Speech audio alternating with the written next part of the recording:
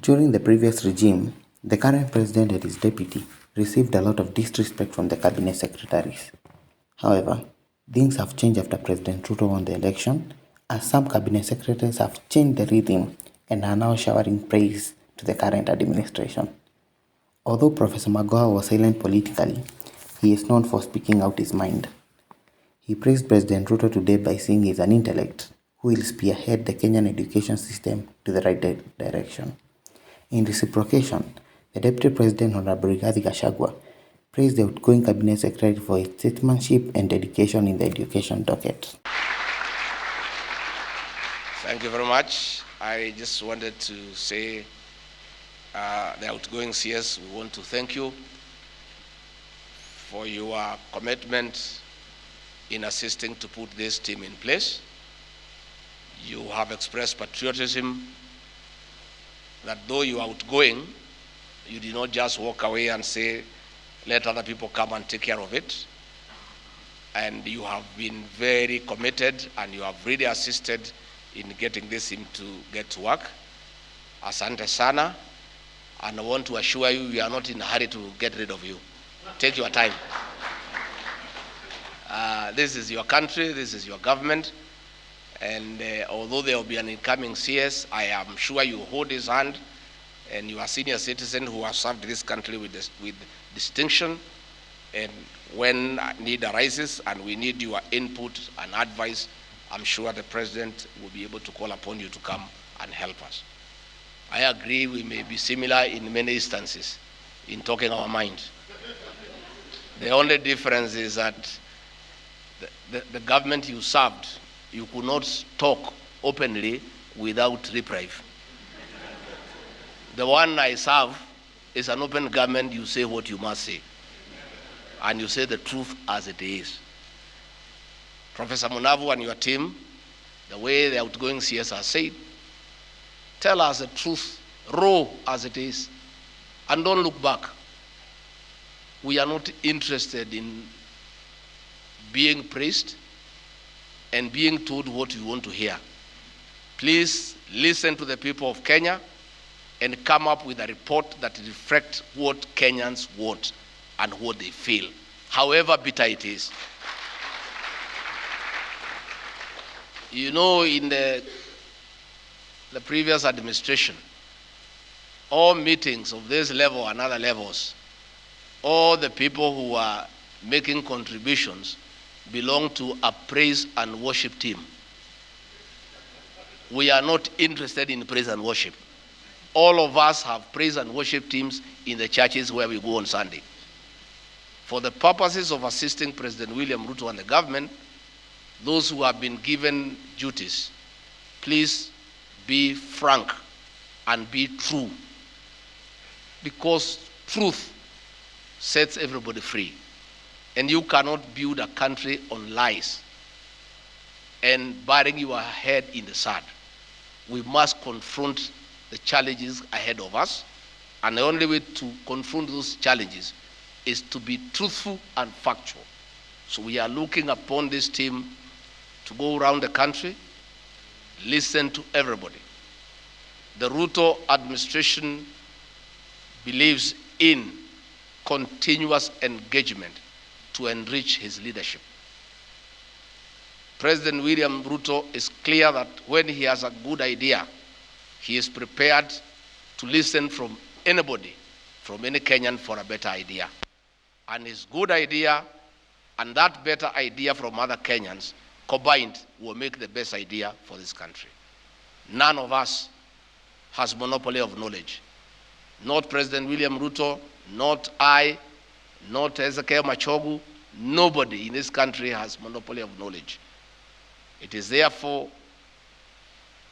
our management style to have continuous engagement with Kenyans, professionals, businessmen, Kenyans of all walks of life who know one or two things to enrich our thinking so that we can lead this country to prosperity. I want to assure the educational sector players who are here, the professors, the teachers, the education officials, the government of President William Ruto has no intention whatsoever to invite you to help us in our politics. We have no such intention. Just do your work. And your work is to look after our children, to educate them, take care of them, and prepare them for the future. What was happening in the previous administration will not happen for the time we will be in office. Let everybody do what you are good at. Let the teachers teach. Don't invite them to help you in politics. I want to assure you that you shall get your respect from the president and I and our team. Never will it happen in this country under our leadership when we go to an institution and dress down a teacher or a lecturer in front of students and pupils, as happened to Professor Inaina in Kenyatta University. It will never happen. The teachers of this country, the lecturers, must be given their due respect and dignity.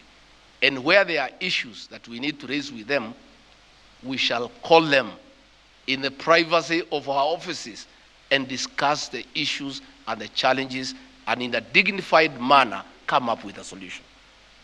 I don't think it is right to lecture, to dress down a teacher in front of his students.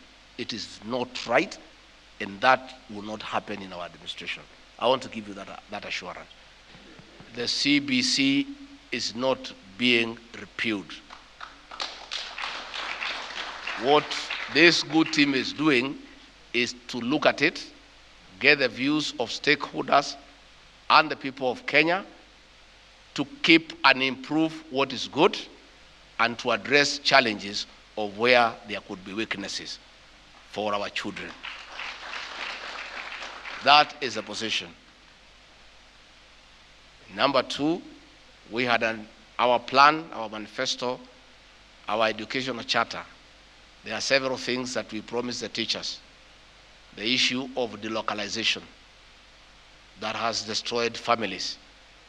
The Ruto administration is for a strong family unit to keep families together, especially more so of those teachers and those Kenyans who are headed to retirement. We want to assist them to prepare for retirement.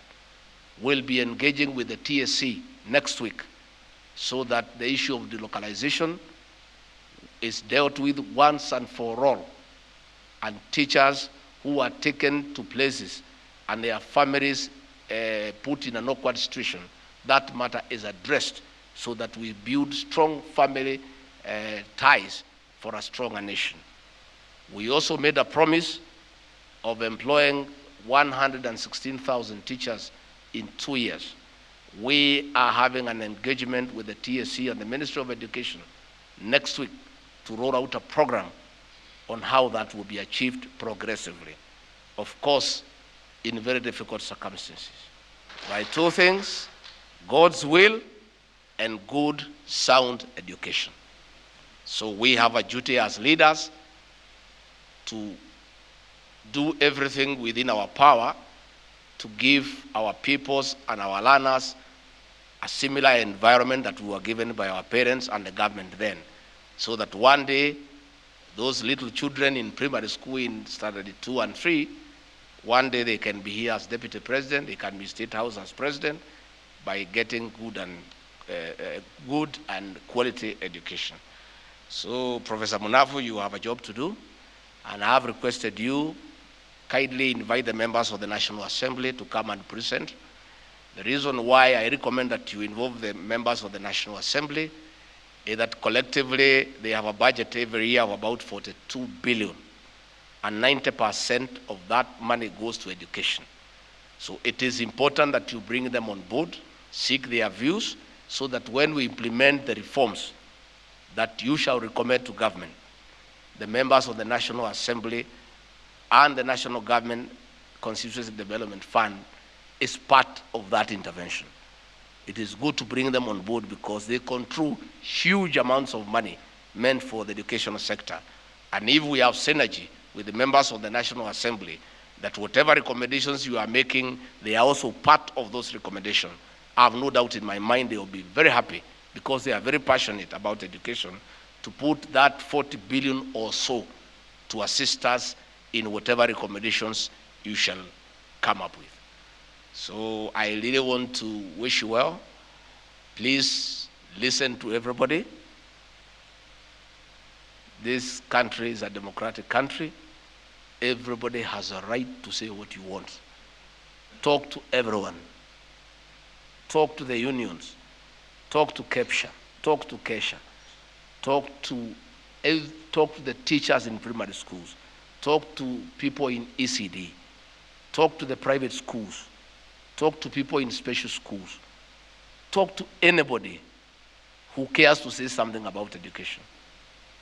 And I also ask the people of Kenya, please don't stay at home and criticize the recommendations when they are pronounced, yet you are not available to come and say something. Because the people of Kenya have that problem. They stay at the shopping centers and criticize everything there. Pahali naitwa Mong'etho. Kwa hayo mengi, asanteni sana. Mungu awabariki na tunawatakia mema. Thank you very much. All right, thank you very much, Your Excellency. Now let's all be upstanding. Another hand of applause to His Excellency.